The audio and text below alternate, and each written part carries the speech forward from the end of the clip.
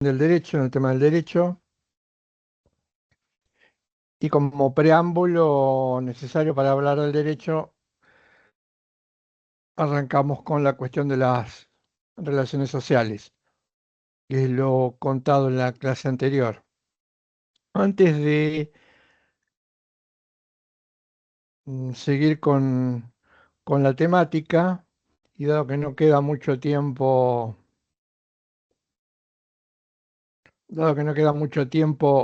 ya, porque aceleradamente nos vamos a encontrar con el fin del curso. Entonces estamos con un cronograma apretado de clases y con las dos evaluaciones. Entonces, bueno, les voy adelantando que la tercera evaluación va a ser el miércoles que viene, con la modalidad y en el horario que lo venimos desarrollando habitualmente. Entonces, como contenido de esa tercera evaluación, tendremos lo visto en las dos clases pasadas, lo que vamos hoy, y intentando cerrar el tema del derecho el lunes que viene. Y después que pase esa evaluación también vamos a tener creo que dos o tres clases y la última, el último trabajo. Dicho esto, entonces, adelantándoles lo que va a ser la tercera evaluación, volvamos muy rápido. No sé si me interrumpen o si tienen alguna cuestión, algo que no se entendió, algo que leyeron, algo que, que necesitarían que les contáramos algo más. En muy rápido repaso, tenemos o ubicamos al derecho, que sabemos que es un modo, una actitud, una forma de vinculación ante otro, y sabemos que hay dos modos básicos de actitudes o de existencia o de vínculo con otro, y repasamos un cuadro que suelen hacer los sociólogos. Nosotros nos apoyamos en un sociólogo que se llamó Bjerkan, em, y a su vez esos datos de Bjerkan, que hace el cuadro de relaciones sociales, es tomado por Helmut Coyne, el autor que también está subido como parte del material a las cátedras. Recuerden que este cuadro es un cuadro elaborado en función de una propuesta de un análisis abstracto, de un análisis, un procedimiento de abstracción, que era separar aquellos rasgos o datos comunes que uno puede identificar en los miles de multiplicidad de vínculos que trazamos cotidianamente o diariamente los seres humanos entre nosotros. Y ahí hacíamos la clasificación, por un lado los vínculos positivos y por el otro lado los vínculos negativos o dialógicos y no dialógicos. Y los primeros eran comunidad, la forma más intensa de ligamen social, la forma más intensa de diálogo, um, en la búsqueda, en la realización del encuentro.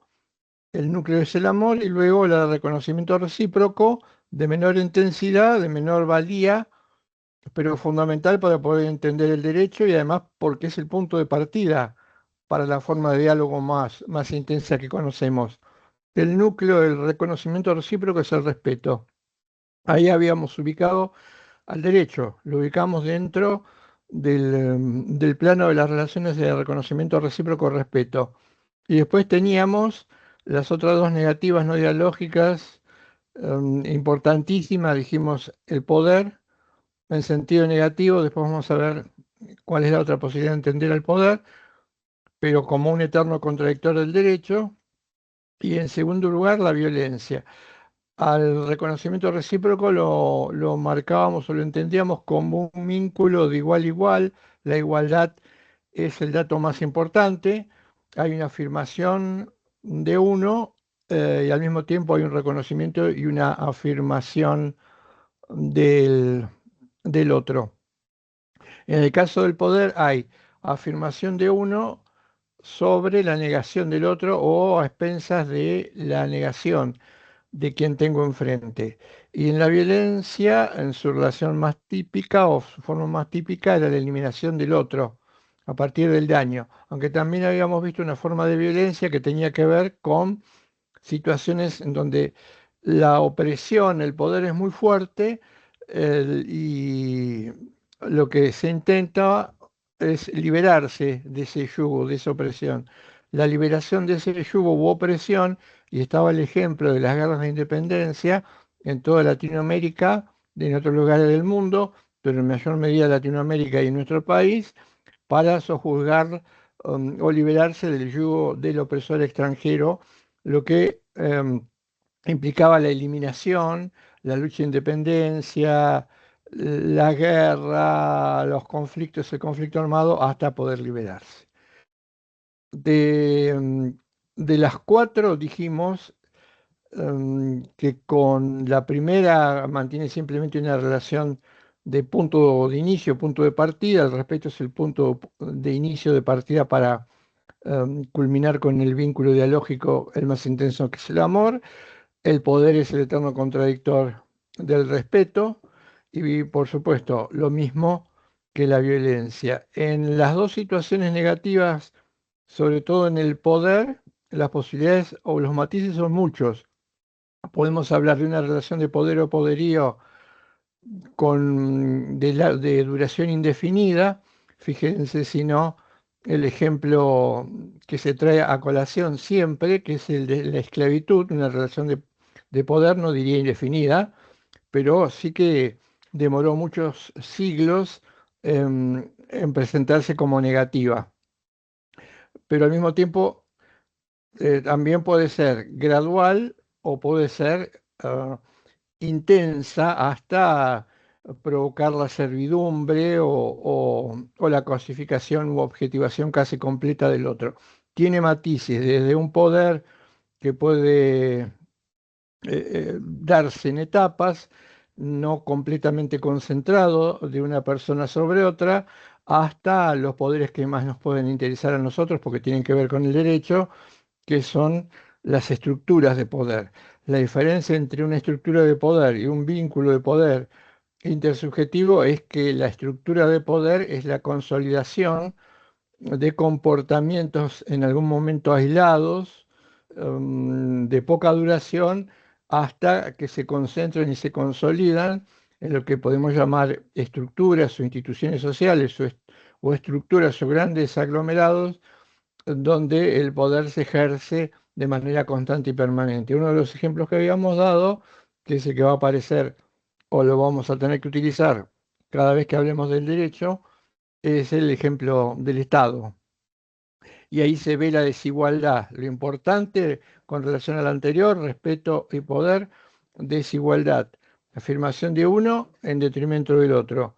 Y esta desigualdad puede adoptar diferentes formas, tamaños, duración, etcétera. Tenemos entonces ya al derecho ubicado en el plano de las relaciones sociales. Y dijimos, para entenderlo, nos vamos a apoyar en el texto del derecho, una de los primeros trabajos del doctor Héctor Negri, en la primera edición. Luego hubo dos trabajos más que se acoplaron a un texto que reúne tres volúmenes. El primero es el derecho, el segundo es el derecho como orden de respeto. Una parte, un resumen, está subido a las cátedras virtuales. Y el tercer volumen que compone esta trilogía, que se editó con posterioridad al lanzamiento del derecho, es el tema de los derechos humanos. En estos tres trabajos, el más importante tal vez sea no solo por su carácter iniciático, que es el primero del derecho, sino porque allí se condensan todas las características más importantes de esta interpretación. Recordemos, vamos a contar como cada vez que se cuenta por quien cuenta una lectura del derecho, es una perspectiva. Hay muchísimas, ha habido y habrá perspectivas sobre el derecho, a tal punto que un autor como el filósofo alemán Immanuel Kant, sin temor a equivocarse, dice que de los trabajos más arduos que todavía el hombre no ha podido resolver o que se encuentra sin resolver o definir definitivamente es una definición o concepto del derecho. Hay muchísimas definiciones y conceptos del derecho o perspectivas. Si esto es correcto o esto es adecuado, de alguna manera sí, porque el derecho es un objeto cultural, un producto cultural muy complejo. Y también lo vamos a marcar al comienzo. Lo que tenemos que evitar, cosa que no ha podido hacer, no han logrado las teorías hegemónicas o vigentes, es evitar el reduccionismo. Un fenómeno tan complejo como lo jurídico no puede encerrarse ni en una definición escueta, ni haciendo referencia a un elemento, a un ingrediente, a un solo elemento o ingrediente que pretenda definir totalmente el objeto de estudio. Este ha sido el error intelectual y sigue siendo en parte el error de muchas versiones o- o lecturas sobre el derecho que no han podido evitar este problema en el conocimiento que ya nosotros conocemos y por eso tratamos de evitar que es caer en una actitud reductiva. El ejemplo típico, y va a aparecer en el texto, ustedes a medida que vayan leyendo el texto, en los capítulos van a ver que Héctor hace una constante referencia a estas lecturas reductivas, lo ha constituido esa filosofía o esa lectura sobre el derecho que se denominó, que se llama positivismo, que se llamó originariamente positivismo, con muy poca referencia,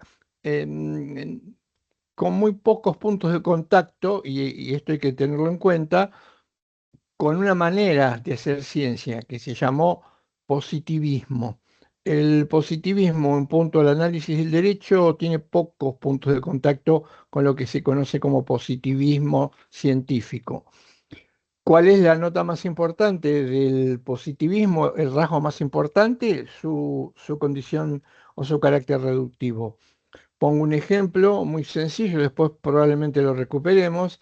La reducción más importante que esta manera de entender al derecho genera es pensar el derecho exclusivamente como ley o, si se quiere, como norma jurídica.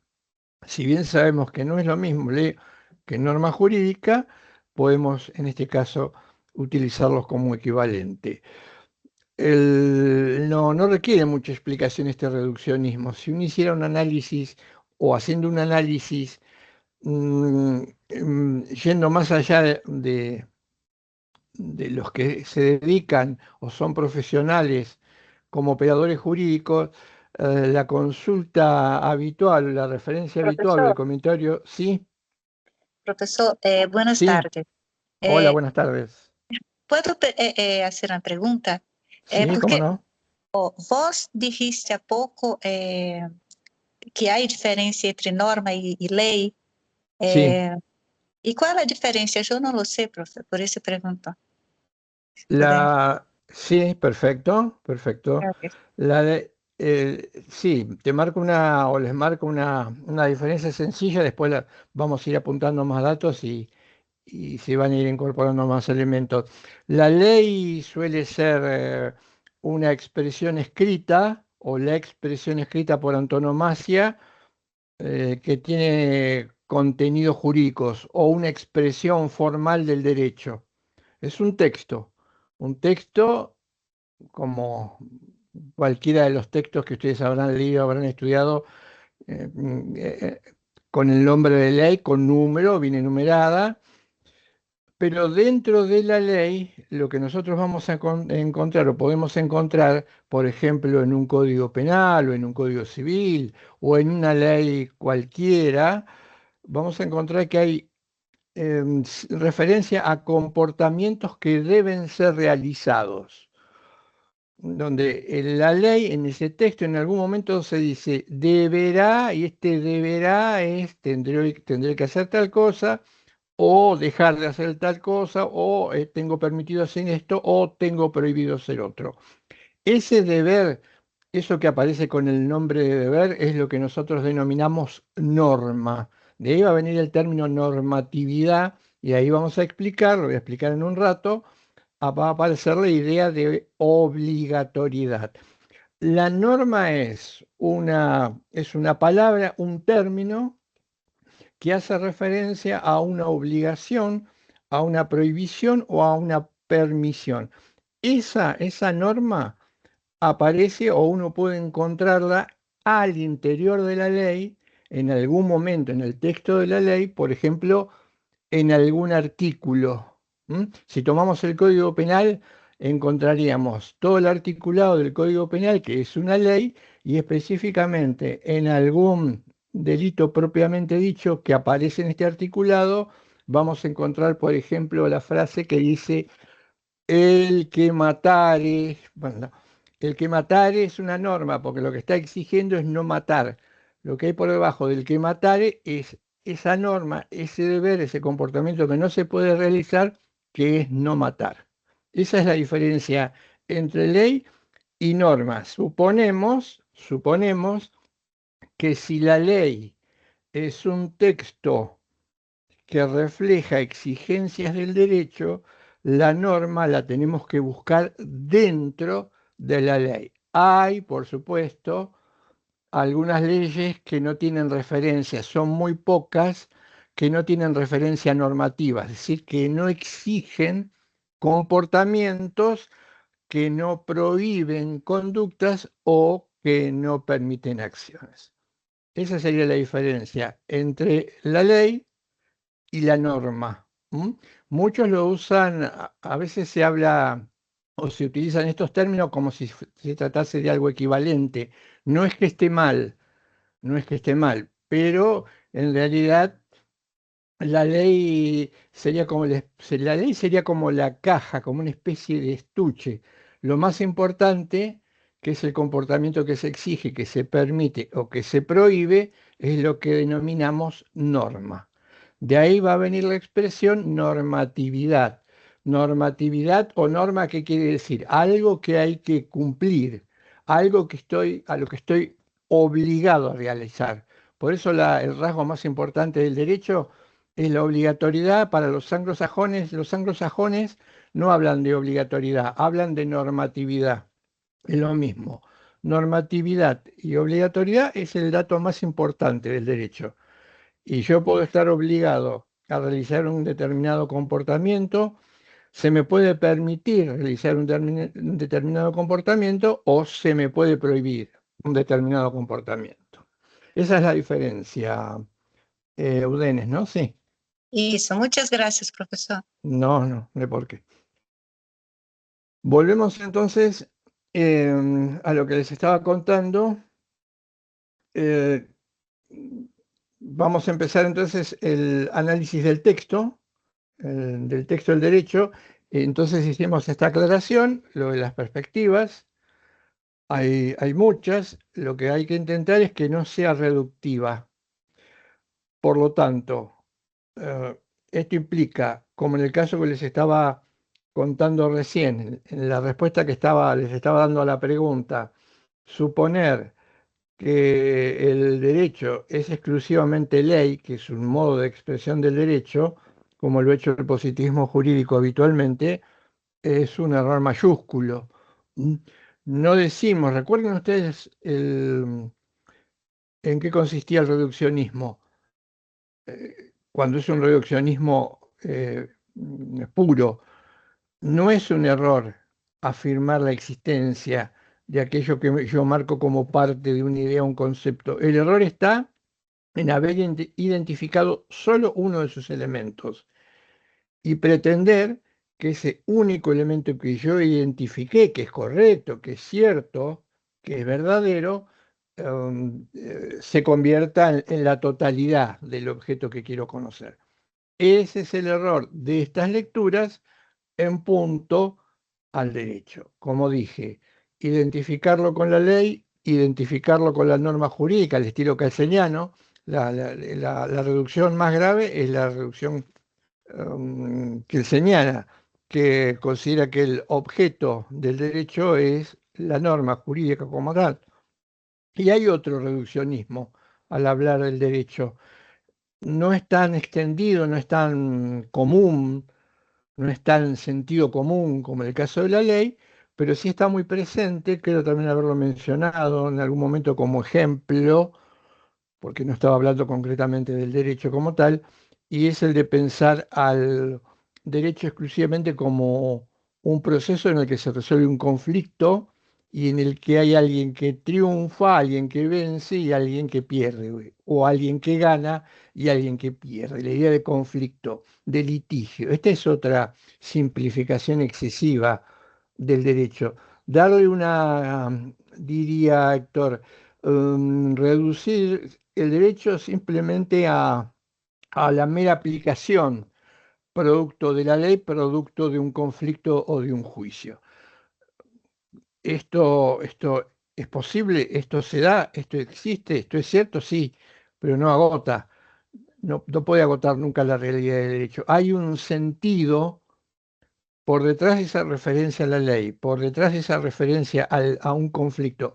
Hay un horizonte de sentido que excede, que explica los dos elementos, que incorpora otros elementos para entender el derecho, pero que excede esa referencia tan simplista o lineal como es verlo como la ley o verlo como un conflicto, en donde alguien gana y otro pierde.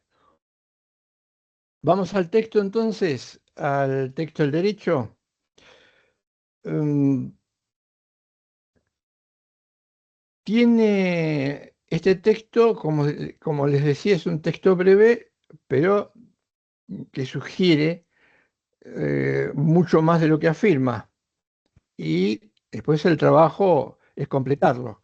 Para eso las referencias o las notas que hacen referencia al texto son importantes. En este caso, diría, y en alguna de las explicaciones, l- yo aconsejo, o me parece que la lectura que viene en las notas de pie de página a veces son muy importantes, son interesantes y estimulan. En este caso voy a tratar de ahorrarles el trabajo y cuando haya que hacer alguna referencia a alguna nota les voy a explicar el alcance de la nota y la importancia. ¿Mm?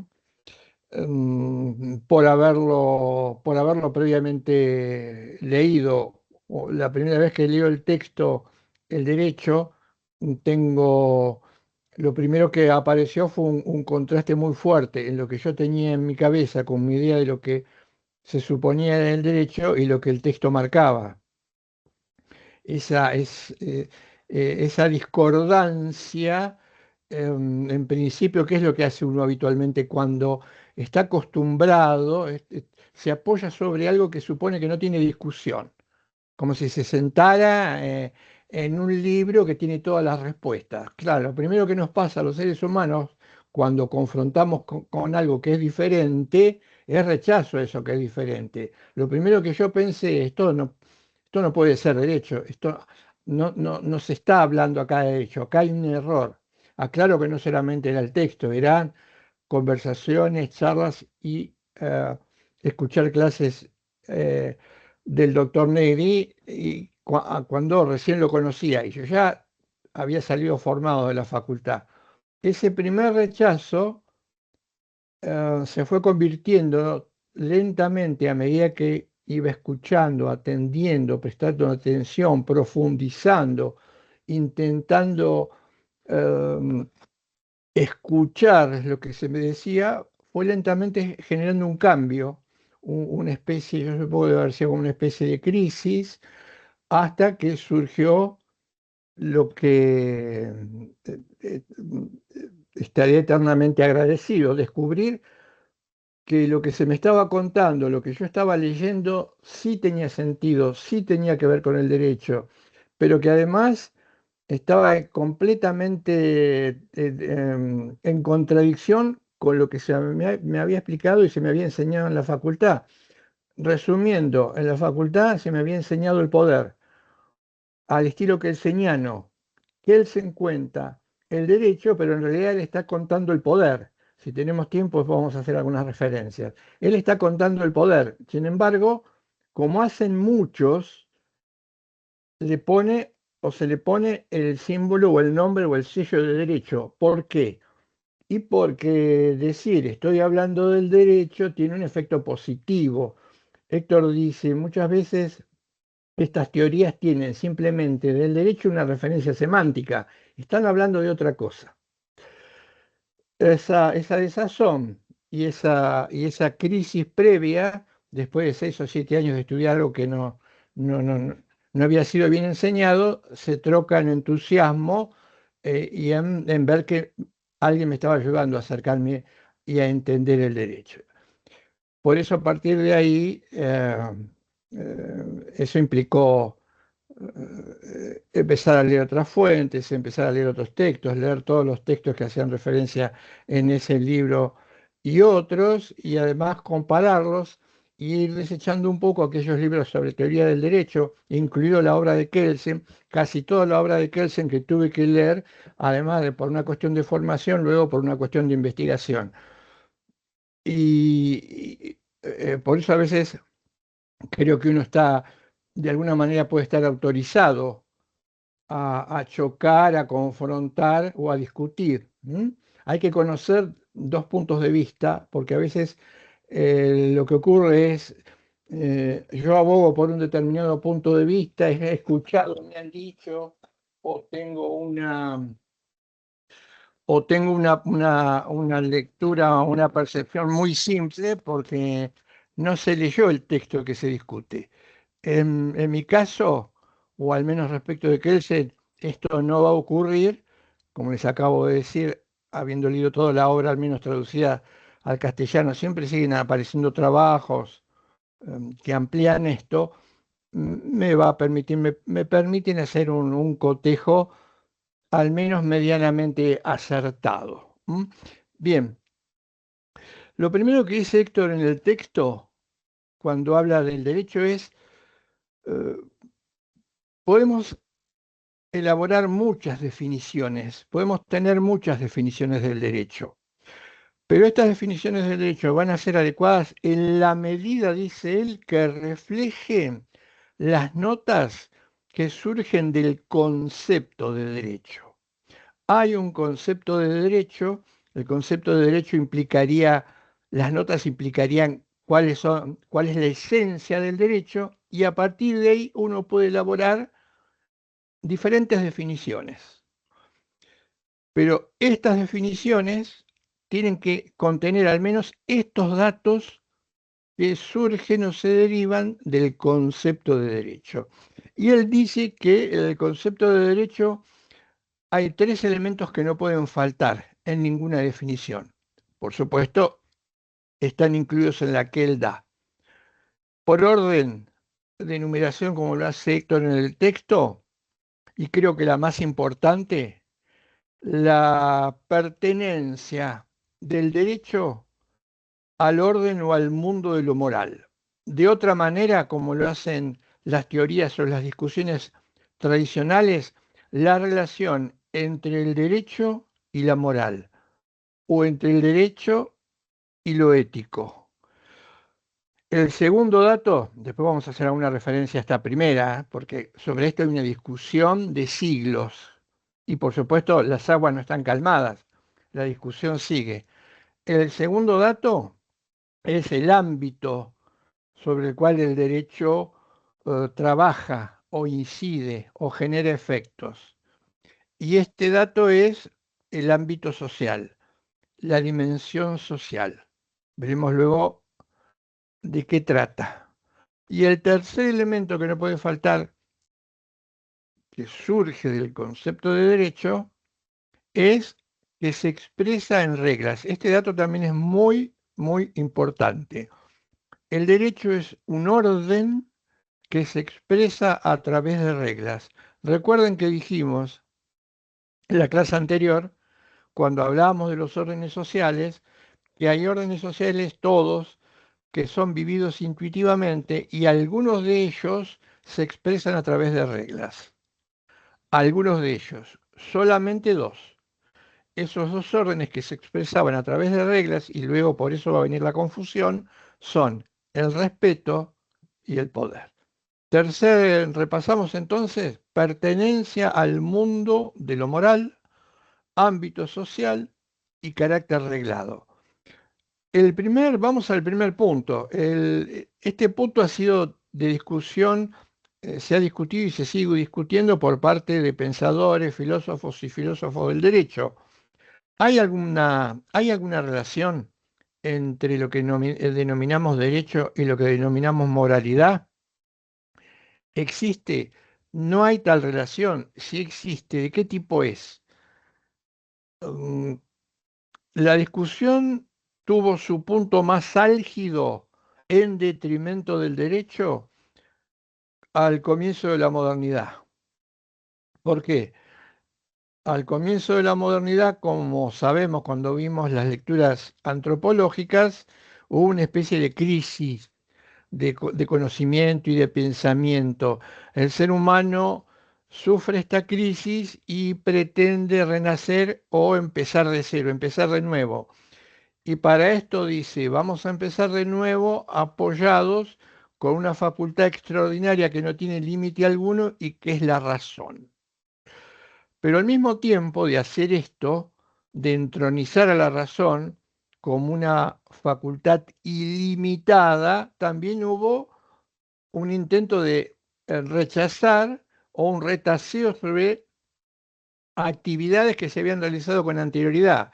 Entre ellas, la primera, la religión. El primer cuestionamiento, uno de los cuestionamientos más importantes que le hace la modernidad al hombre medieval hacia atrás, era la dimensión religiosa.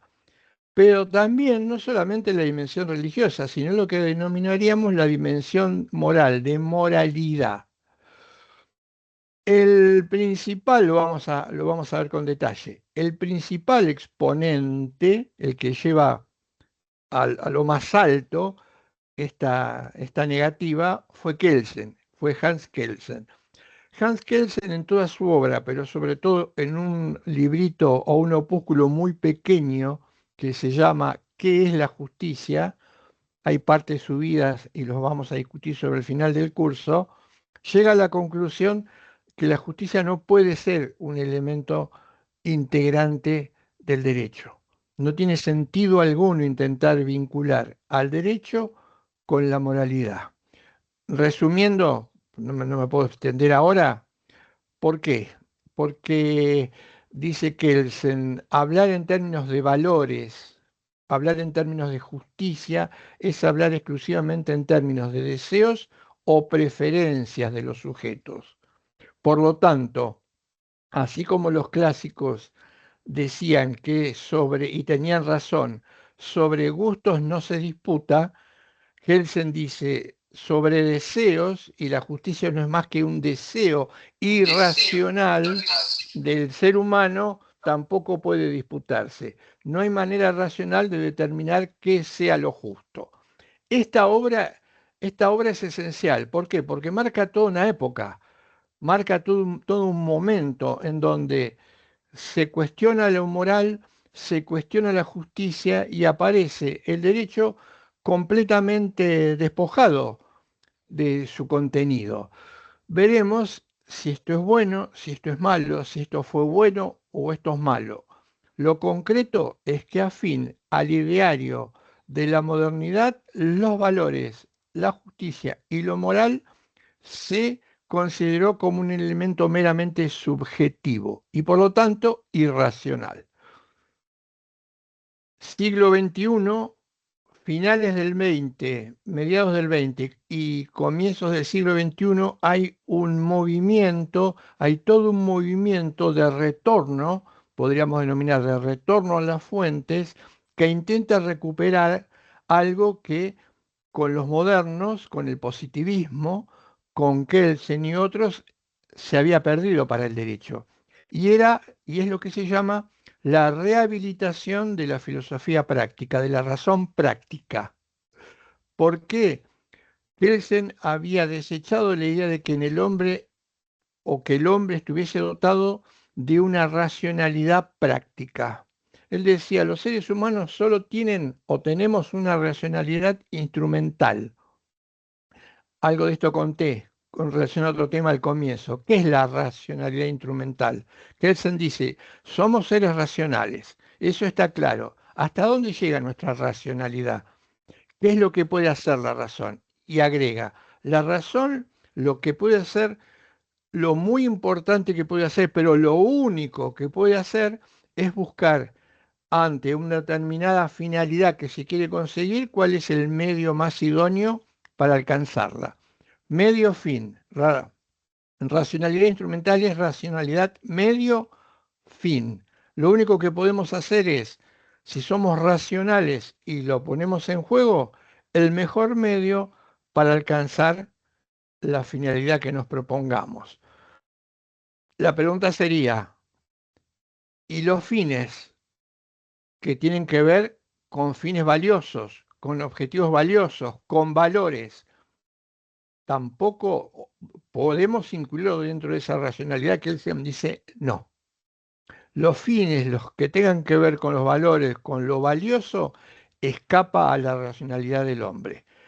Se deciden, sí, pero se deciden de una manera arbitraria. Una sociedad decide qué objetivos perseguir por X motivo, que no tiene que ver con que sean valiosos para su propio desarrollo. Lo importante son los medios. Ahora hay un intento de recuperar esa razón práctica. Por eso en el texto, por eso el texto es partidario de la razón práctica, es partidario o apoya la idea de que los seres humanos estamos en condiciones no solo de conocer las exigencias morales, de justificar las exigencias morales, de entender las exigencias morales y de poner en práctica estas exigencias morales. Esto es lo que se llama un intento de rehabilitar la razón práctica. Ya vamos a ir, a medida que vayamos avanzando en el texto, incorporando más elementos. Entonces, resumiendo este debate entre posturas que admiten la existencia de la moralidad y que la niegan, en los comienzos de la historia de la humanidad y hasta aproximadamente eh, finales del Medioevo y Renacimiento, nadie discutía o no se discutía la vinculación entre el derecho y la justicia. A comienzos de la modernidad se cuestiona esa relación, ese vínculo entre el derecho y la justicia. Fíjense, a lo mejor lo estudiaron, tal vez o probablemente en introducción, Santo Tomás de Aquino decía respecto del derecho que el derecho era la misma cosa justa, si había como una especie de identificación entre el derecho y la justicia. Esto lo decía Santo Tomás de Aquino. Hay una identificación. De esa identificación, ¿a qué pasamos? A una separación. Aparece la modernidad y se dice dos cosas. La más, si se quiere, menos impactante es, podemos hablar de lo moral y de la justicia cuando pensamos en el derecho, pero como cosas separadas, como entidades o como realidades separadas, que no se vinculan entre sí. Pero además de esta hubo una postura más fuerte, mucho más fuerte y radical. Esa postura más fuerte y radical es la que negaba la realidad de la justicia, la existencia de la justicia, negaba la realidad de lo moral, o en su caso decía o la reducía a una mera actitud irracional, de preferencia, de deseo o de gusto por algo que tenía que ver con el interés del sujeto que pronunciaba la palabra justicia. Y hoy, como les acabo de decir recién, en esta historia, en esta discusión, hay una revitalización de las lecturas sobre las posturas que vinculan derecho con lo moral, el derecho con el mundo de lo moral. Vamos a la definición entonces. Estos tres elementos son partes del concepto. ¿Qué definición nos da Héctor? Una definición larga en ese texto, una definición más corta en otros trabajos, y fíjense que van a aparecer estos tres elementos que les acabo de mencionar. Él dice, el derecho, después lo analizamos rápidamente, el derecho es un proyecto de armonía social fundado y realizado en el respeto a la dignidad humana. Ahora vamos a ver cómo llega a esto. Repito, la definición más extensa, el derecho es un proyecto de armonía social fundado y realizado en el respeto a la dignidad humana. Una más corta, un concepto más corto, el derecho como orden de respeto. Hay un trabajo breve que tiene este título. También esa es una definición de derecho. Ahí tenemos los tres elementos. Pertenencia del derecho al orden de lo moral o vinculación del derecho con lo moral. Proyecto de armonía social fundado y realizado en el respeto a la dignidad humana. La dignidad humana es una exigencia moral. La dignidad humana es un valor. Ahí tienen el primer dato. Por lo tanto, como dice Héctor cuando arranca en el texto, en ese capítulo primero tan interesante, él dice, durante siglos el derecho es una búsqueda de siglos por parte del hombre apoyándose en la idea moral de reconocimiento a la dignidad humana o en la idea moral de respeto a la dignidad humana.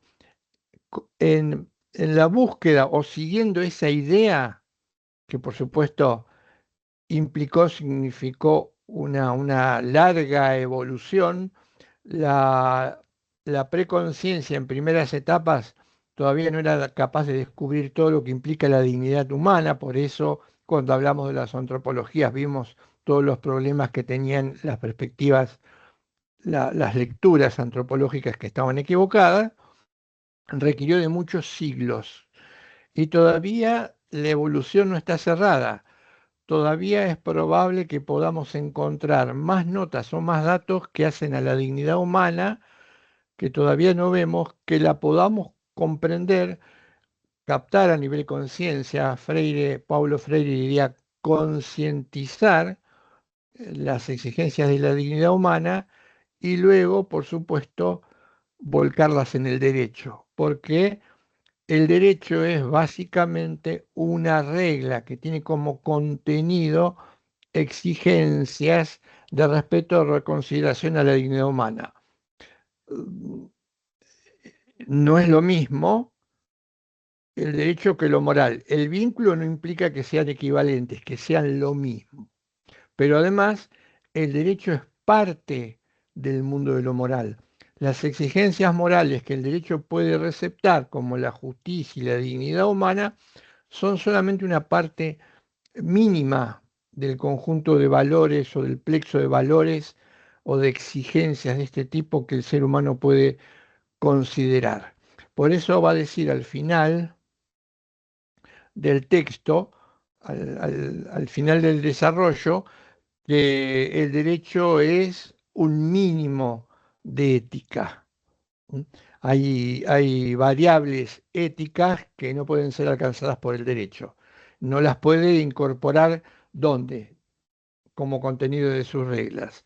Una ya la conocemos, una exigencia moral altísima ya la conocemos y ya dijimos que no se puede incorporar a las reglas del derecho. Y esa es la exigencia, la comunidad o amor. Esa no se puede incorporar al derecho. Sí se puede formalizar o incorporar una exigencia ética como la es la del respeto a la dignidad del otro. Ahí tenemos esa definición. Cuando en algunos momentos del texto, Negri dice que la conciencia humana sufrió un desvarío en algún momento, confundiendo expresiones que tenían que ver con el puro poder y con el derecho. ¿Qué nos quiere decir él? Él dice, en algún momento las lecturas se han olvidado de estas notas esenciales. ¿Qué hacer entonces? Y él propone, podríamos decir, él propone una receta sencilla. Él dice, no hay que hacer nada extraordinario, lo que hay que hacer es recuperar esos datos que son de hoy y son de siempre, que conformaron o fueron parte del derecho. Dice, simplemente repasar aquellas notas que hacen al derecho y que estuvieron presentes de alguna u otra manera en el comienzo de los tiempos. No hay que inventar nada, ¿no? Hay que recuperar esos datos que ya estaban presentes en el origen, en la historia de la humanidad, que por supuesto se fueron perfilando a medida que el ser humano fue evolucionando. Entonces, para evitar estos extravíos, que la conciencia se aleje de lo que es el derecho, repasemos cuáles son estos rasgos o cuáles son sus rasgos fundamentales. Pero quiero marcar esto, este dato importante. Hoy hablaba de definiciones. Él dice, cualquiera sea la definición, que no le falte esto. Yo les voy a dar o les voy a comentar, ustedes me dirán si la conocen, no la conocen, si la estudiaron, no la estudiaron, en fin. Una noción de derecho que tuve que repetir muchísimas veces hasta que la estructura del cerebro la memoriza. Y esa definición, me decían, es una definición de derecho. Entonces vamos a pasarla, vamos a cotejarla con las notas que marca él en el texto. Recuerdo que la definición decía algo como esto. El derecho es una técnica de control social. ¿Mm? Repito, el derecho es una técnica de control social. En mi carrera la vi y la tuve que repetir en más de una materia. No sé si ustedes la han escuchado, la conocen, la han estudiado. El derecho como técnica de control social, ¿la escucharon alguna vez? ¿La estudiaron?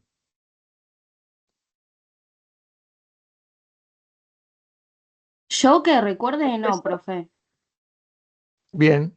¿Alguien? profesor, creo que sim. Sí, Quando falava sobre, acho que foi a introdução do direito, e falava também sobre Karl Marx, não? Ele tinha essa definição, não? Do la que direito como meio de controle social. sí, ¿quién la tiene? ¿Quién la elaboró? Estás Não, não preguntando sei quién se la... quem... Não. Karl Marx tinha essa visão, não? Do direito como controle social. Marx, Pergunta. no sé, Sim? Marx. Karl Marx, ¿me decís vos? Sim.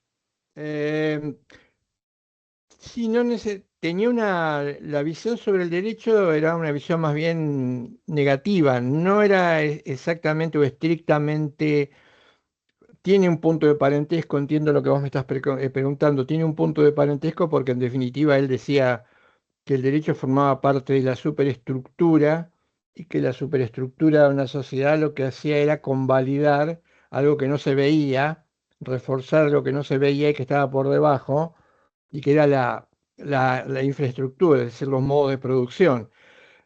¿Tiene podríamos decir que hay algún parentesco? Porque en ese caso el derecho lo que estaría, según Marx, haciendo es legitimar o podría estar legitimando un sistema opresivo, pero no fue el que hay que traer siempre hay que traer siempre al tapete a Kelsen, el autor de esta definición del derecho de técnica de control social, así como suena, fue Hans Kelsen.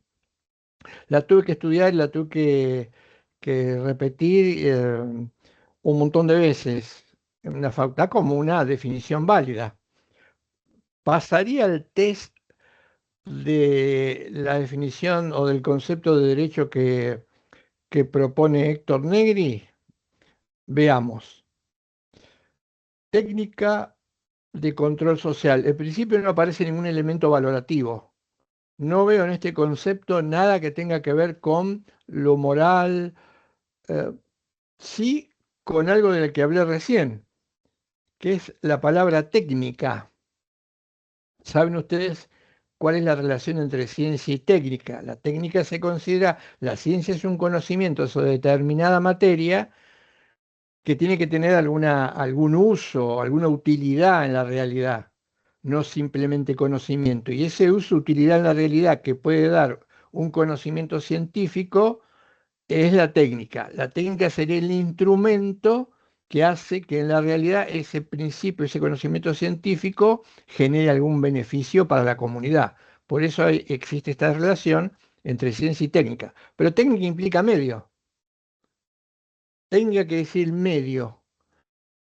Entonces, técnica, un medio de control social, dice Kelsen. No hay referencia a las reglas, las podríamos suponer, pero no hay ninguna referencia a la moralidad. Y ahora vamos a ver que hay una referencia, pero negativa, a la condición humana. ¿Por qué? Y aparece este término, control social. Control social. Piensen, ¿qué nos puede sugerir la expresión control social? Ya de por sí el término control es bastante duro, bastante fuerte, tal vez hasta casi no requiere ninguna explicación, pero no deja de ser, tener un matiz negativo, tener que controlar.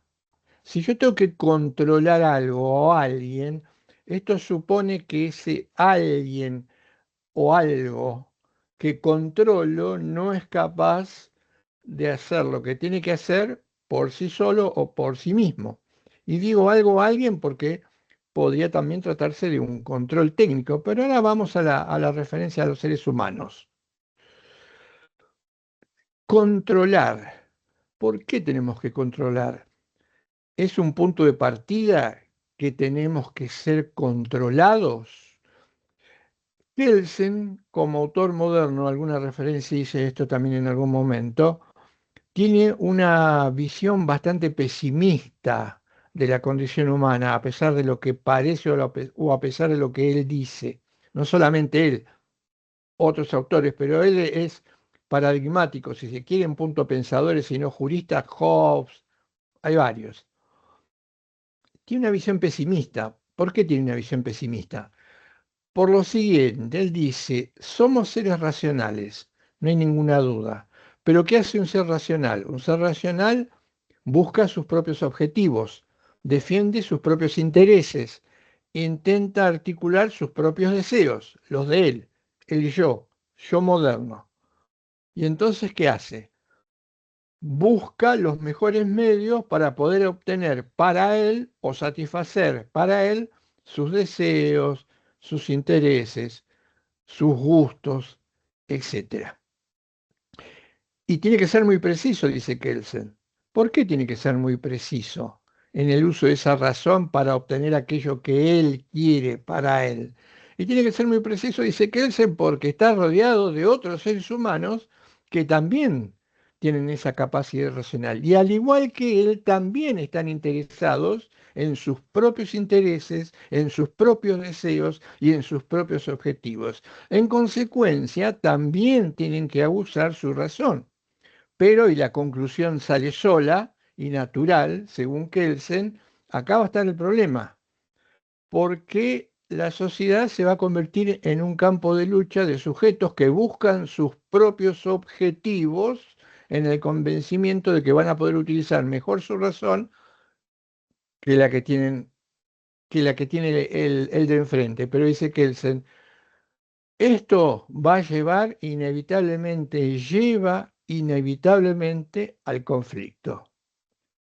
Entonces dice él, si esto es así, si esa racionalidad, pero esa dimensión individual nos va a llevar inevitablemente al conflicto, insisto, está convencido, ¿por qué inevitablemente? Porque es un moderno y los seres humanos buscan, consiguen y logran lo que necesitan para sí mismos mirándose a sí mismos. Está la consigna moderna, que nosotros hemos heredado como talante en Occidente. Y entonces dice que y lo único que resta para evitar que la sociedad se convierta en una guerra de todos contra todos, dice él, cierta reminiscencia hobbesiana, fíjense, es idear un artefacto, un medio que los controle. ¿Y cómo los vamos a controlar? Y lo vamos a controlar con algo que va a hacer que prudencialmente piensen lo que van a hacer antes de realizarlo si esto no es lo que se les permite hacer. ¿Y a qué va a echar mano? Yo me imagino que ustedes ya lo saben, ya lo intuyen. ¿A qué va a echar mano? Elemento esencial para el derecho. Por eso Héctor decía en un trabajo, como dijo, al que hizo referencia Auden, creo, recién, cuando vimos en la dimensión negativa del derecho, que era la teoría de Marx marciana en la que él señala a la coacción, que ya, y no hacía mucho tiempo, por primera vez, había sido considerada como como un elemento integrante del derecho, como un elemento ontológico que hace la ontología del derecho, esencial del derecho. El causante, el responsable de esto, que es un dato equivocado, vamos a tratar de demostrarlo y argumentarlo, la coacción y la coactividad no tienen nada, absolutamente nada que ver con el derecho, aparece como instrumento esencial. Hay que intimidar, hay que amenazar para que al momento de deliberar el sujeto se reprima y no haga lo que tiene que, no debe hacer por temor a la sanción. No hay ningún lugar a dudas que acá hay una subestimación, un desconocimiento de la antropología humana y una misión o una visión absolutamente pesimista. Pero Kelsen, ¿cuándo lo dijo esto? Y Kelsen lo dijo hace muchísimos años y tuvo algunos antecesores. Sin embargo, esta idea no desapareció. ¿O acaso cuando se dice que la única manera de lograr que una sociedad funcione adecuadamente es controlando, con todo lo que eso implica? Es la lectura que señala. Es la lectura del poder, es la lectura absolutamente desconocedora de las capacidades humanas y es una lectura absolutamente, totalmente pesimista, que lamentablemente involucra al derecho o arrastra al derecho.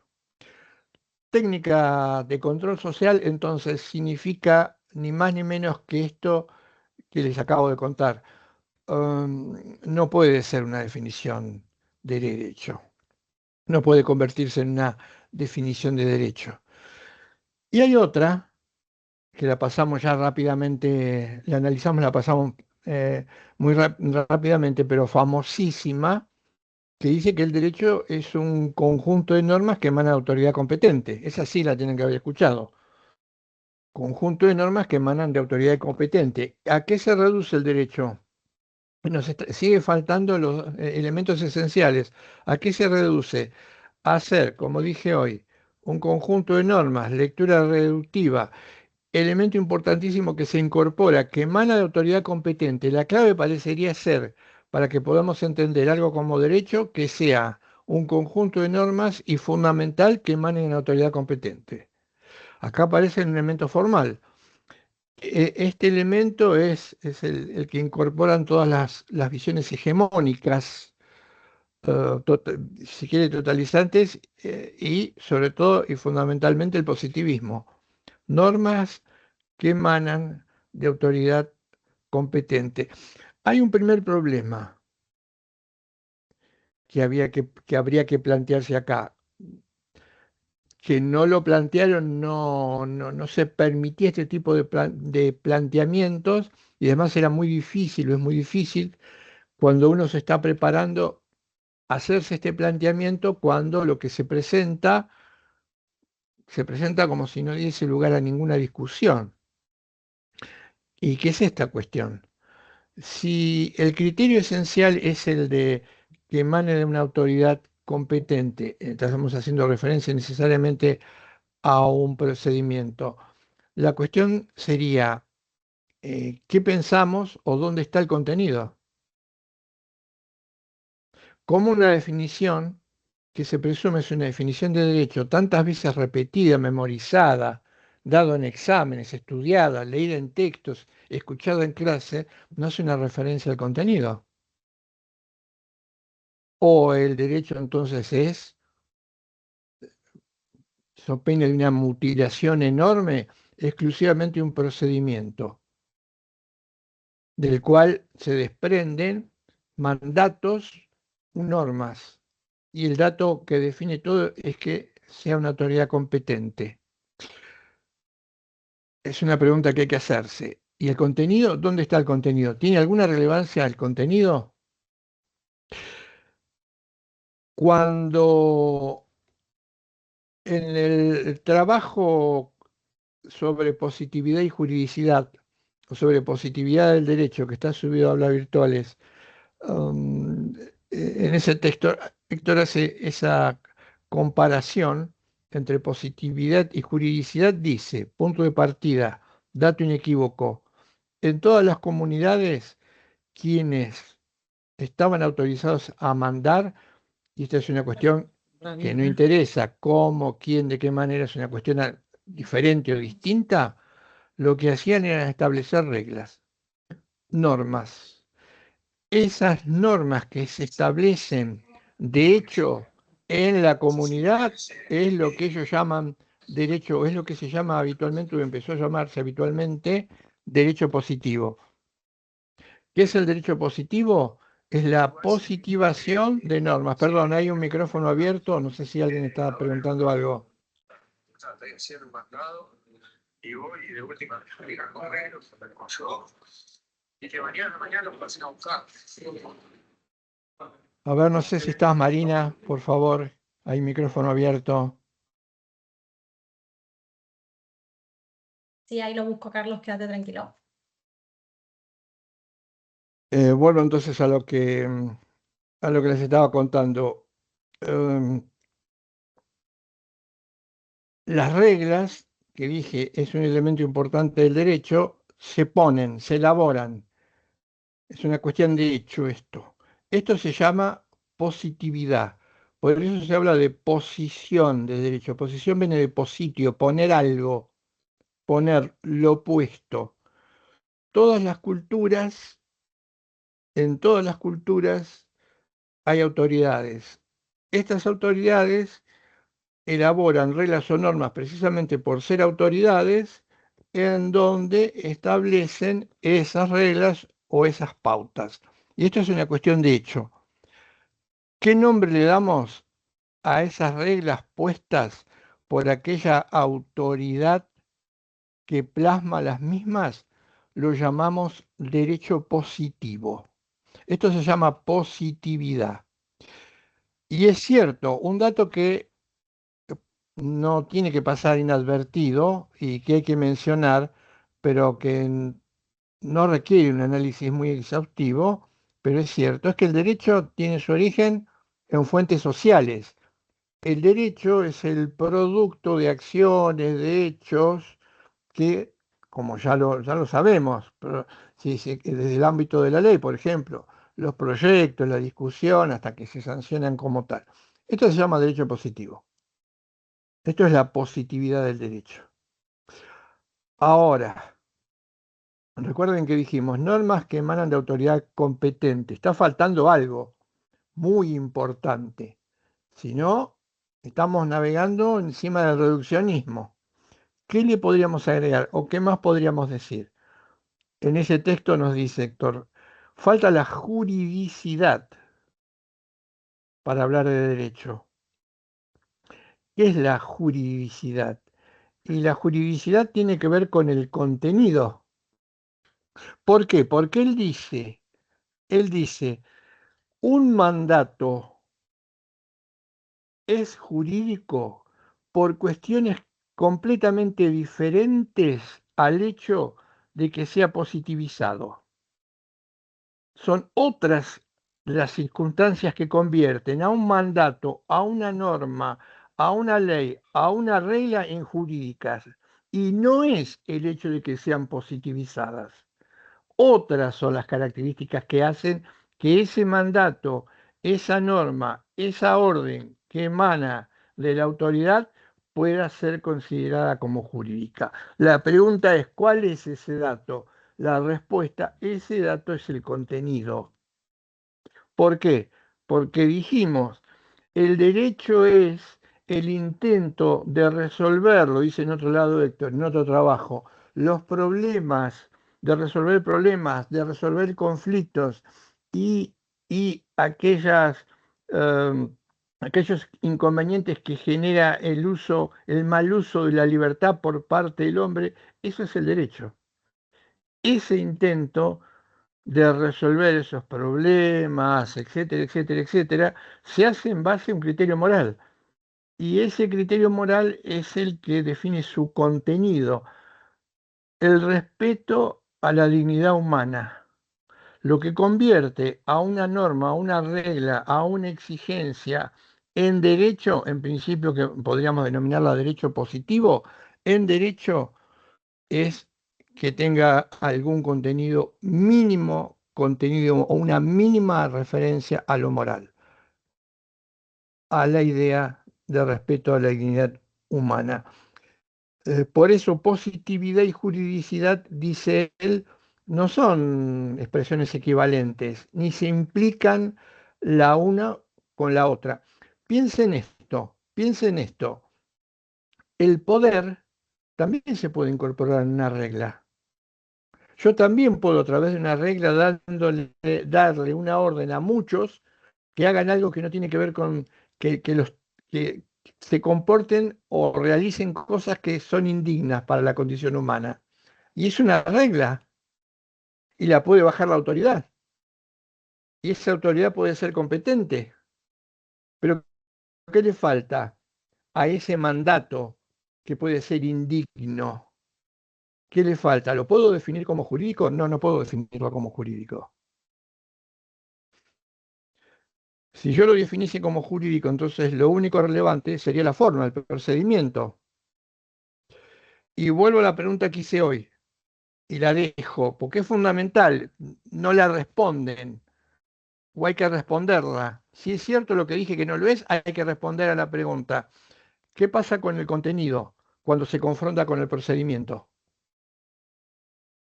Porque también puede dar lugar a una paradoja y un conflicto. Kelsen dice, tenía una solución para esto. Kelsen decía, cualquier, no es este el término, pero para que se pueda entender coloquialmente hablando, y él decía, cualquier cosa puede ser contenido del derecho. Evaluemos la respuesta de Kelsen. Cualquier cosa textual, cualquier cosa puede ser el contenido del derecho. Quiere decir que no le daba absolutamente ninguna importancia al contenido del derecho, porque él ya tenía determinado, prefijado que era el derecho. No importaba el contenido. Es como que dijera, no importa nada el contenido. Lo importante es el procedimiento. ¿Y cuál es el procedimiento? Y que una autoridad competente dicte una regla. Lo demás, metamos cualquier cosa, podemos meter cualquier cosa, porque no hace al derecho. Al derecho lo hace la estructura, lo hace el procedimiento. Podría haber un procedimiento perfecto, pero cuyo contenido, la decisión final de ese procedimiento sea manifiestamente injusto. ¿Qué podríamos decir de eso? ¿Sería derecho? ¿Será derecho eso? ¿Es posible? Por supuesto que es posible. Si partimos de la base que el contenido es completamente aleatorio o secundario, armamos un procedimiento perfecto de 10 pasos, los cumplimos esos 10 pasos, pero después el contenido final de la decisión es una notoria violación y flagrante a la dignidad humana. Y ya hay ahí un inconveniente difícil de resolver. Insisto con algo. Vamos a ver ahora rápidamente las notas del derecho. Insisto con algo. Esto no fue una discusión de tres poetas a ver quién ilustraba mejor la melancolía humana. No fue una discusión de ese tipo. Esta percepción del derecho, que fue teórica y luego práctica, se instaló como parte del sistema que se importó al convertirnos en nación como integrante del ordenamiento jurídico que adoptamos se enseñó de esta manera. ¿A quién se le enseñó? A los abogados, a los legisladores y a los jueces, lo cual retroalimentó hacia adentro esto que ya venía importado de Europa. Esta idea de que el derecho es eso, es un conjunto de reglas cuya única característica tiene que venir emanar de alguien competente y cualquiera puede ser el contenido, se convirtió en un modo de vida a los lugares, desde los lugares que se trajo o se importó y se establecieron. Con este dato, esto se enseñaba en la Facultad de Derecho. ¿Cómo derecho?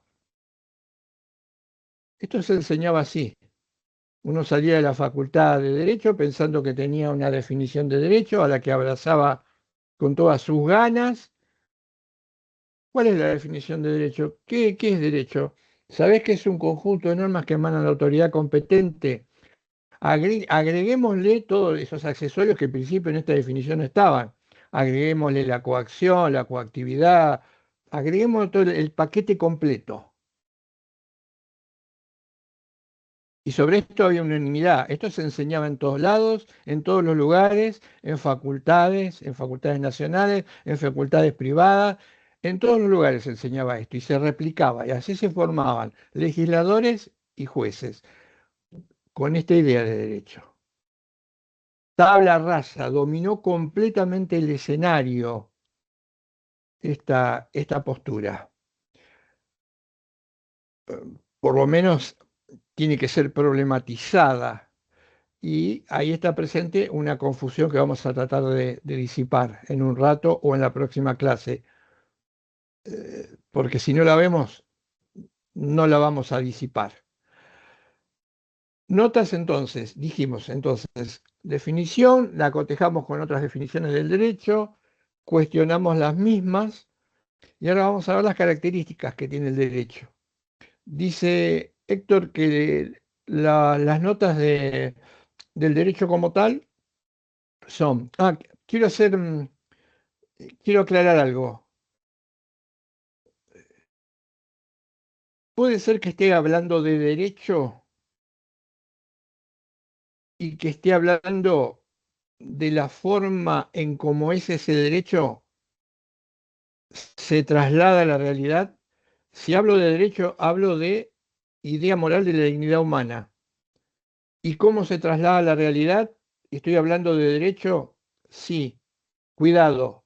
Cuando la traslado a la realidad, la pongo en los hechos, en la sociedad, la posiciono, ahí se convirtió en derecho positivo. Prestemos atención a esto. Ahí se convirtió en derecho positivo. Vuelvo para atrás. Entonces, ¿está diciendo que derecho positivo en definitiva es igual que derecho? No. No, porque ahí está el problema. El derecho positivo no es igual a derecho. Bajo ningún punto de vista puedo poner las dos rayitas de igual. ¿Por qué no las puedo poner bajo ningún punto de vista? Por citar una frase breve de uno de los trabajos de Héctor. Muchas veces dice él, y que creo que podría estar respondida, al menos en parte. Héctor dice, muchas veces la ley es una copia imperfecta del derecho. Ahí ya tenemos la respuesta o una respuesta posible. Muchas veces la ley, dice él, es una copia imperfecta del derecho. Entonces, si la ley es una copia imperfecta del derecho, no es derecho. Puede ser derecho positivo, pero no es derecho. El derecho positivo es simplemente establecerlo en una regla para que sea derecho, para que ese mandato sea jurídico y no sea una mera posición de poder, se tiene que corresponder con el contenido. Por eso lo de positividad y juridicidad, quiero que lo entiendan. Y si hay, una pregunta podría ser, ¿y si hay muchísimas reglas en las que luego descubro que el contenido es mínimo? No sé, sí, esto puede pasar, de hecho pasa. Cuando no se entendía bien qué era el derecho pasaba muchísimo, como dice Héctor. la confusión, se confunde y uno tomaba por derecho cualquier cosa. Y sí, puede pasar. ¿Y a dónde está el inconveniente? ¿O dónde está el detalle para detectarlo? Y que muchísimas veces le ponemos nombres que no tienen nada que ver en su referencia semántica a lo que queremos decir, ¿cómo no lo vamos a hacer con el derecho? Si hay alguien que le pone nombres que en definitiva después no tienen absolutamente nada que ver con lo que el nombre, la palabra o la definición dicen respecto de la realidad, ¿cómo nos vamos a sorprender que le pongamos derecho, hayamos llamado derecho algo que no tenía nada que ver con el derecho? No puede sorprender a nadie, pero es un problema gravísimo, dice Héctor, es un problema gravísimo. ¿Qué tiene de derecho? Es el simple parecido de la palabra, pero después cuando indagamos en el fondo no tiene absolutamente nada que ver con el derecho. Recuerden, no lo voy a contar de nuevo, pero hagan memoria. Acuérdense cuando a colación de otro tema yo les dije, ¿qué es lo importante en una caja que se presenta como remedio? ¿Qué es lo que hace al remedio? La caja, los colores, la tipografía, el tamaño, la fórmula o lo que tiene adentro. ¿Qué es lo que hace el remedio? Porque si es la caja, la tipografía, el tamaño, todo lo que tiene dentro y lo otro es absolutamente accesorio, yo hasta puedo poner una fórmula de un producto para la tos y puedo poner, no sé, exagerando, ¿no? Exageremos. Puedo meter veneno de rata. La pregunta sería, ¿alguien que consume eso, deslumbrado por la forma, el color, lo que dice, y se muere?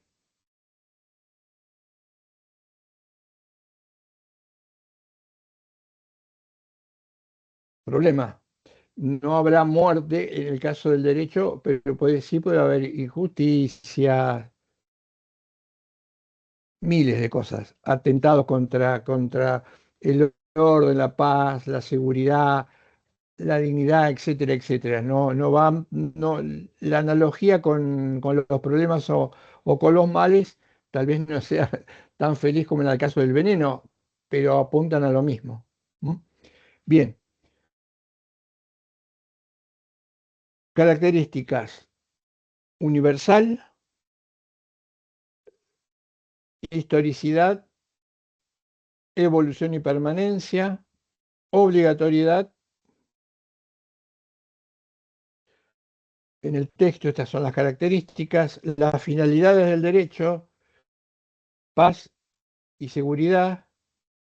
En el texto, las limitaciones del derecho, las limitaciones son que es un mínimo de ética, como acabo de mostrarles en la gráfica. Hay un ejemplo muy interesante, el dibujo, en lo que nosotros, yo me acuerdo, llamábamos, cuando hacíamos matemática o geometría, la teoría de los conjuntos, que explica bien cómo dentro de las exigencias morales está la justicia como parte del contenido del derecho, pero las exigencias morales desbordan totalmente a al derecho, que no los puede contener. Y la última característica muy interesante que no aparece como característica, que es el carácter utópico del derecho. El más importante es la obligatoriedad del derecho, la nota de obligatoriedad del derecho. Dice un autor que vamos a ver resumidamente en las últimas clases, Sergio Cota, dice lo siguiente: el desafío para cualquier persona que se acerque al derecho es demostrar dónde radica la obligatoriedad de este. Porque si no se demuestra dónde radica la obligatoriedad del derecho, el derecho pierde toda su importancia, su carácter excepcional, de valioso, queda rebajado, como dice Legacy Lacambra, un filósofo queda reducido a un mero sistema de intimidación. Dice Cota, hay que demostrar la obligatoriedad del derecho. Las teorías hegemónicas y dominantes, como las que le estaba explicando de manera muy abreviada, bajo ninguna circunstancia pueden explicar la obligatoriedad del derecho. Tal es así que vamos a ver cómo sacamos la imposición, la sanción o la coacción del universo del derecho, porque contamina al derecho y además no explica la normatividad de la que hablábamos al comienzo, la dimensión, si se quiere, o el carácter normativo u obligatorio. Vamos al primer rasgo sencillo, universalidad. La universalidad del derecho tiene que ver con la propuesta. La propuesta del derecho que habla de la dignidad humana es extensiva a cualquiera, a todos. Nadie queda excluido de la propuesta del derecho. Por eso tiene un sentido universal. En la nota ya no habrá ni bárbaro ni judío, sino el ser humano, la tierra. Bueno, esa nota que se hace, que tiene una referencia religiosa en el texto de Negri, es importantísima. ¿Mm? Por eso el derecho es universal. Recuerden todo lo que hubo que pasar hasta que el derecho se convirtiera en universal, hasta que aparecieran las teorías del derecho natural, que no hubieran podido aparecer si no el hombre tomaba conciencia de su propia realidad y la realidad del otro. Ahí es donde se fractura la propuesta totalizante, el espíritu de grupo. Se fractura, aparecen las teorías del derecho natural y aparece la idea de que todo otro es legítimo recipiendario de las reglas de derecho como lo soy yo. La propuesta de universalidad. Evolución y permanencia, el derecho evoluciona y al mismo tiempo permanece. Esto es contradictorio, parece contradictorio, pero no lo es. Cuando habla de evolución, se está refiriendo a que el derecho se modifica. El derecho, si yo digo derecho, hablo del derecho. Cuando quiero referirme a la posición, al texto de la ley, voy a hablar de derecho positivo. Si no hablo de derecho. Cuando el derecho se modifica, es decir, cuando la percepción sobre las exigencias morales cambian y se amplían, por ejemplo, cuando nos dimos cuenta que una persona no podía ser considerada esclavo de nadie y que esto era indigno, eso tomamos conciencia de esto, ¿qué generamos? Una modificación, luego en las reglas. Esa modificación que nos abrió los ojos para descubrir que luego, pasados muchísimos años también, la mujer era sujeto de derechos, que podía votar, trabajar, etcétera, etcétera. Eso fue una nueva apertura, una nueva concientización en términos de Paulo Freire. Concientizar, que es más que darse cuenta. Pero por ahora no me voy a meter en esto. Después vamos a verlo, cuando hablemos de conciencia y sentimiento moral. Entonces evoluciona, pero la evolución, los cambios son lentos.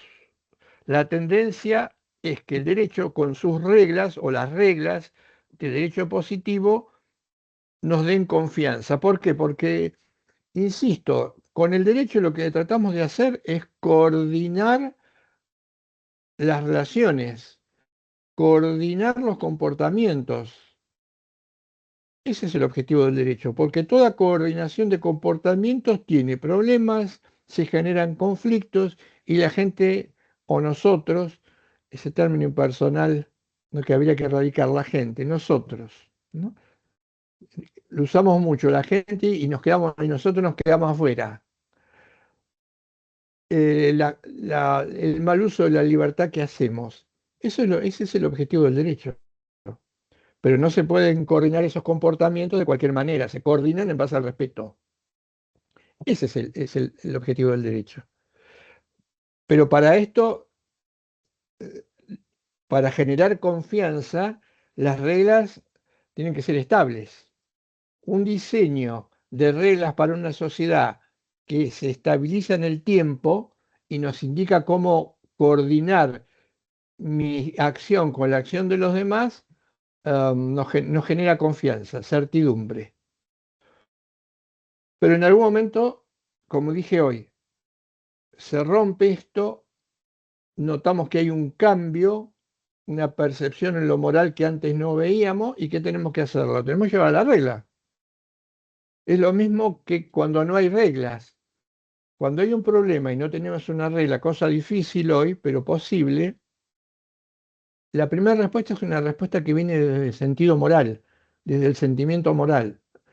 Luego la analizamos, reflexionamos sobre esta, se convierte en conocimiento moral y después eso se puede bajar a la regla. Esto es lo que pasa cuando hay una evolución moral. Entonces, evolución y permanencia no son contradictorios, no son incompatibles. Se explican, dice Héctor, como una dialéctica de realización. Durante un periodo no muy extenso de tiempo, lo que se nota es permanencia de las reglas.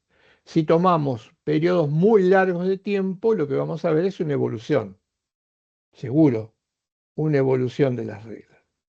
Pero encajan perfectamente, no son cosas que nos explican o que parecen querer decir algo totalmente distinto. Historicidad, brevemente, la historicidad tiene que ver con que el derecho es un proyecto, pero un proyecto para problemas que van surgiendo en el aquí y en el ahora. Es una respuesta a lo que está pasando ahora. Dice Héctor, cuidado, que si bien la respuesta tiene que ver con un problema que aparece ahora, la respuesta no surge de cero. Todas las respuestas que da el derecho son el resultado de ir tomando las anteriores, modificarlas si amerita, incorporarle algún rasgo y desechar algo que sea negativo. Nunca, nunca el ser humano dice, esto es clave, porque excede el derecho. Nunca el ser humano puede actuar de cero, dice él.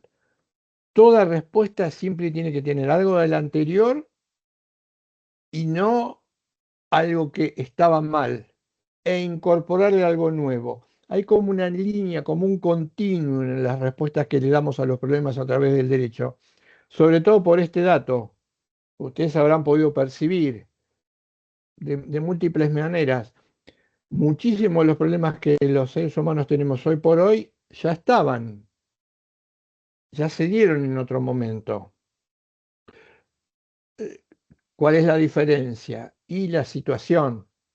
Las respuestas que se dieron en algún momento hacia atrás fueron importantes, tenían que ver con el contexto. Tal vez hoy, o seguramente hoy, no podemos seguir dando las mismas respuestas a problemas similares que aparecieron o que se dieron hace 300 años atrás. Una nueva respuesta que se enganche con la anterior. Dice, y cierro esta característica, en el derecho no tiene lugar, no tiene cabida ni lo improvisado ni lo nuevo. Dijimos universalidad, historicidad, evolución y permanencia, obligatoriedad. Esta la vamos a contar algo, después seguramente vamos a tener que retomarla. Obligatoriedad. ¿Cuál es la fuerza o de dónde surge la fuerza que tienen las reglas de derecho? Fuerza en el sentido de que nos obligan, y esto va más allá de nuestros gustos, de nuestros deseos. El derecho es importante, pero es problemático. ¿Por qué? Dicen algunos autores, nosotros tenemos que modificar nuestro propio comportamiento en función de un comportamiento que desee otro. Esto que parece una cuestión sencilla, da muchísimo que pensar o marca lo complejo del derecho. Yo tengo en mi vida que tomar decisiones importantes que no las decido yo, las decide otro. Entonces, no cualquier elemento puede generar este efecto y no de cualquier manera se puede generar este efecto, porque, y esto es importantísimo, no nos olvidemos que los seres humanos somos seres racionales, pero dotados de autonomía. Entonces, uno de los principales inconvenientes, problemas que tuvieron las lecturas dominantes, el positivismo y otras lecturas como las del día de hoy, el decisionismo, es que toman decisiones excluyendo completamente al sujeto que tiene que llevar adelante esas decisiones, vulnerando la autonomía. Se pone en riesgo la autonomía, con todo lo irracional que esto tiene. Pero hay una posibilidad, que es la que va a aportar el derecho, que esa autonomía quede intocada, que no se vulnere. Pero para esto tendremos que incorporar otros elementos. Entonces, obligatoriedad. La obligatoriedad es la fuerza. El derecho lleva adelante una lucha, socialmente hablando, dice Héctor. Luchamos con el derecho para evitar o para resolver problemas.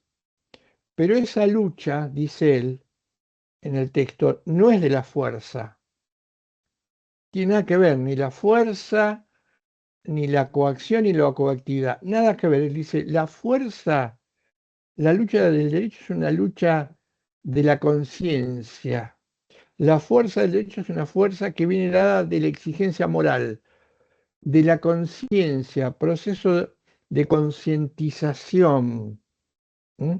El derecho, el derecho puede ser un sistema que tenga eficacia y vigencia, que se cumpla, que se corresponda por parte de los sujetos en la medida en que el sujeto pueda percibir y descubrir que eso que se le pide tiene que llevarlo adelante porque a él mismo se le presenta como algo exigente, con fuerza, y no porque esté amenazado por un castigo, por una sanción, por lo que fuere. Eso se llama obligatoriedad. Aclaramos, y esto ya lo saben ustedes, se supone que lo saben, la obligatoriedad es una nota, después en la realidad el sujeto puede cumplir o no con la manda, con el mandato o con la regla. Esto tiene que quedar claro.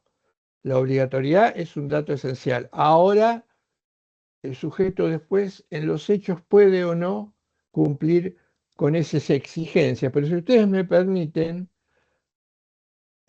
como dato a aportar, ya que nos preocupa, muchos se preocupan en épocas muy puntuales, cíclicas, de por qué no se cumplen las reglas, por qué, cómo hacemos para que sigan las reglas, a cuántos palos tenemos que dar para que la gente cumpla las reglas, las personas cumplamos las reglas, cuántas amenazas tenemos que dar para sentirnos seguros, cuánta gente, cuántas fuerzas de seguridad tenemos que movilizar, bueno, toda esta cosa que aparece sin sentido y cíclicamente aportar algo.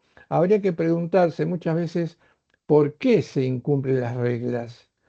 Probablemente, y esto hay que hacerse cargo. Cuando digo incumplen las reglas, no solamente me refiero a delito, me refiero a cuestiones que tienen que ver con comportamientos contravencionales, no necesariamente el delito.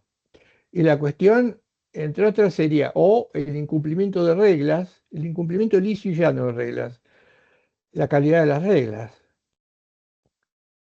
Lo que habría que ponerse a pensar es la calidad de las reglas.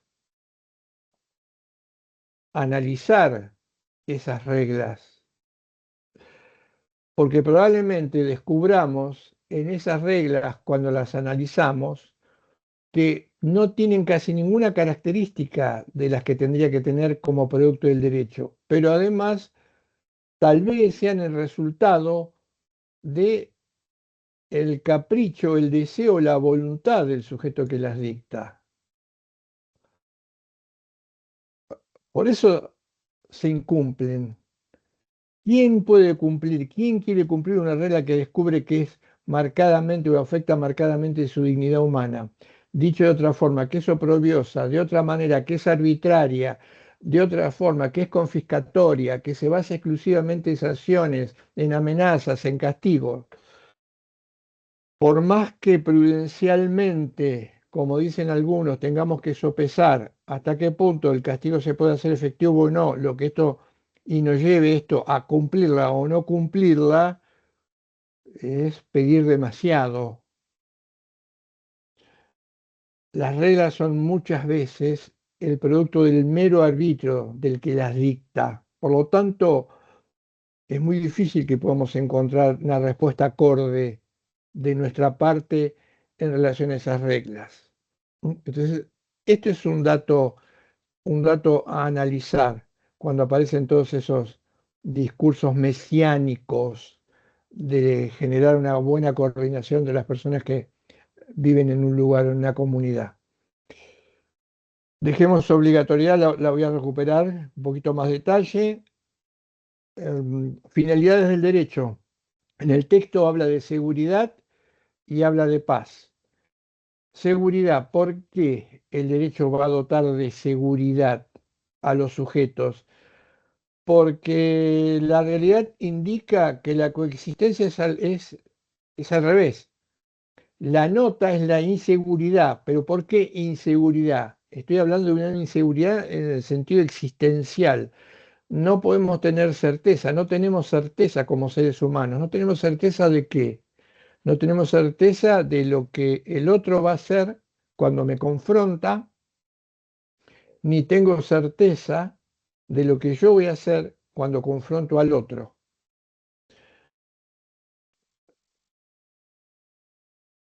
Muchísimas situaciones en donde espero algo del otro y después la respuesta que él me da no es la que yo esperaba o consideraba que debía darse.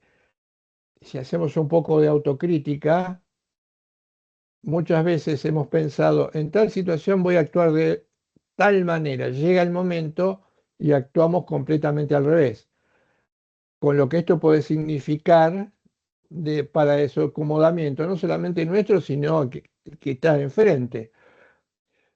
No hay certeza. Pero, ¿qué hace el derecho? El derecho colabora estableciendo reglas que indican cómo debemos actuar y qué debemos esperar del otro en determinadas situaciones. Colabora, nos pone un marco, dice, mirá, si no lo sabés, fíjate, ojo que esto no lo podés hacer, ojo que esto sí, pero en tal circunstancia. Es un marco que nos da cierta certeza, siempre en términos relativos, humanamente hablando, pero genera confianza. ¿Mm? De lo contrario, de no existir estas reglas, la incerteza y la inseguridad generarían enormes dificultades ya de por sí a una convivencia que se torna bastante difícil, aún existiendo las reglas. Esto en cuanto a la seguridad. Todo el orden reglado, dice Héctor, se apoya o se explica en esta búsqueda de seguridad, de certeza ante los otros y los otros ante mí. Paz. ¿Cómo podríamos definir la paz? La clave está en cómo definimos la paz. Y acá va a estar la diferencia entre órdenes que proponen paz y seguridad, está lleno, muchas veces se disfrazan de derecho, y lo que propone el derecho como tal. Fíjense, hay un dato curioso, que es el siguiente. Cuando se presentan a veces con el nombre derecho o sin el nombre derecho, repitiendo hasta el paroxismo que nos van a dar paz y seguridad. Si ustedes se fijan, ¿qué tendría que venir a continuación de esto? Definirnos qué es la paz y la seguridad.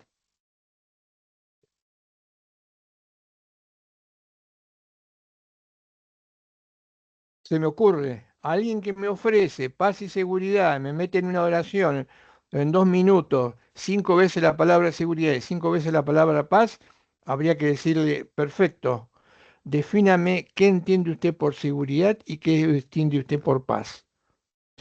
De hecho, no lo hacen, y de hecho esto ya es significativo. Pero lo que no ocurre de hecho es retasear a quien propone esto. ¿Qué es lo que tendríamos que hacer? Primero que lo definan. Bien, no lo definen. Vamos a hacerlo. Vamos a definir nosotros qué entiende el derecho por paz y que entiende por paz los que no son derechos, pero hablan de paz constantemente y usan otras palabras también, generalmente valores. Un solo ejemplo, ingreso a la facultad, hay una clase que se está dictando, están cerradas las puertas, paso rápidamente, miro hacia adentro y veo, este es un dato tomado, algo contado de la realidad, veo 100 personas sentadas en orden. Miro 5 segundos, no veo ningún movimiento, nadie se levanta, no veo manos levantadas, no veo gritos, no escucho gritos, todo ordenadito. Miro un poquito más y ya me voy a alguien que está al frente del curso. Yo, qué curso espectacular, así en la facultad, todos sentaditos, ordenaditos, en fila, nadie parado, ningún grito, ninguna discordancia, todos mirando hacia adelante y alguien exponiendo. Bien, esto pasaba.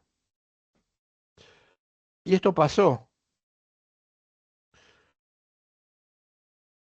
Si yo ingreso, yo ya estaba dentro en una época. Si yo ingreso, hubiera ingresado en esa situación y me hubiera sentado y hubiera empezado a mirar fijo hacia adelante, varias personas que no sé qué estaban haciendo dentro del aula, paradas.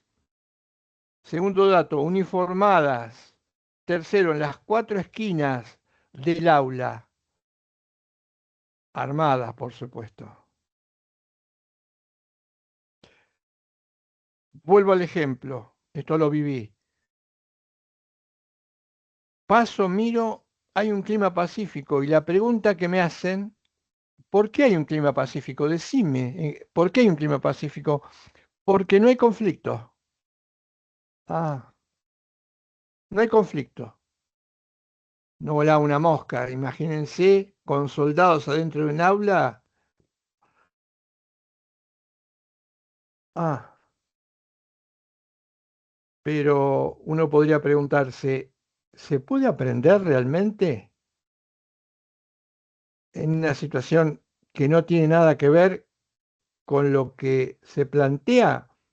Debatiendo temas, enseñándose y soldados uniformados en las 4 esquinas. ¿Qué sensación genera esto? ¿Qué sensación da? Y una sensación rara, cierto.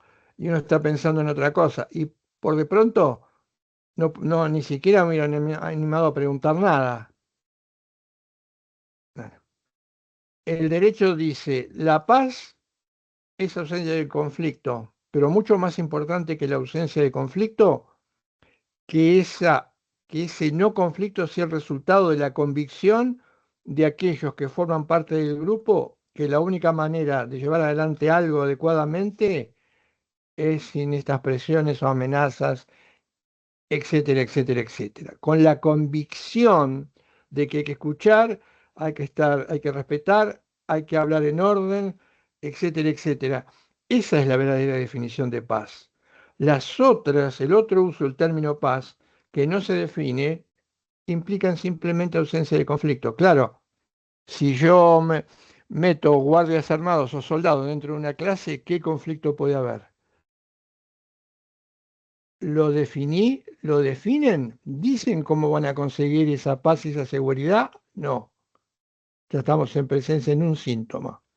Y cierro, probablemente lo vaya a retomar, pero cierro haciendo referencia a una característica también que es muy importante, que es el carácter utópico del derecho.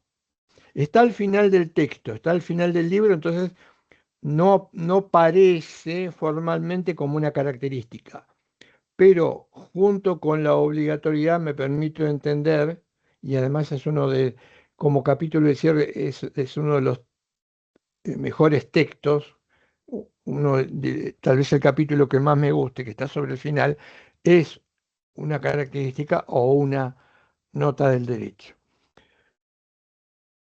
Pero revisemos mientras esperamos esto, retomar y seguir con el derecho en la clase que viene, qué significados tiene la expresión utopía. ¿Por qué es interesante? Yo cuando tomé contacto por primera vez con el texto, adolecía de ese problema. tenía un significado muy marcado, único y exclusivo de lo que era la palabra utopía.